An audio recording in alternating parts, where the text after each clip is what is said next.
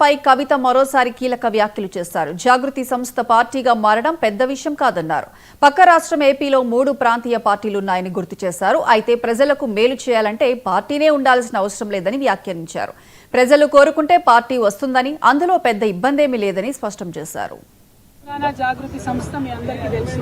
19వ సంవత్సరం మేము ఒక ఎన్జిఓగా పుట్టినా కూడా ప్రతినిత్యం ప్రజల కోసమే మాట్లాడినాం. ఆనాడు తెలంగాణ ఉద్యమంలో కూడా పాలిటిక్స్ మాట్లాడినాం. తెలంగాణ ఉద్యమంలో కూడా రాజకీయ సమీకరణలు ఎట్లుండాలి, తద్వారా తెలంగాణ ప్రజలకు ఏ విధంగా బెనిఫిట్ పొందాలనే అంశాలు ఆనాడు మాట్లాడినాం.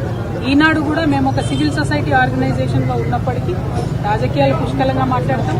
రాజకీయాలు మాట్లాడి ప్రజలకు మేలు చేయాలంటే పార్టీ ఉండాల్సిన అవసరం లేదు. పార్టీ రావాలని ప్రజలు కోరుకుంటే తప్పకుండా వస్తుంది. దాంట్లో పెద్ద ఇబ్బంది ఏం లేదు. పక్కనున్న ఆంధ్రప్రదేశ్లో 2 పార్టీలు ఉన్నాయి, తమిళనాడులో 2 ప్రాంతీయ పార్టీలు ఉన్నాయి, ఆంధ్రప్రదేశ్లో 3 ఉన్నాయి, అట్లనే కేరళలో అయితే గల్లీకోటు ఉంటుంది. సో పార్టీలు ఉండడం లేకపోవడం పెద్ద విషయం కాదు. జాగృతి పార్టీగా మారడం కూడా పెద్ద విషయం కాదు. కానీ దానికి కూడా ఒక సమయం, సందర్భం, ప్రజలకు అవసరం.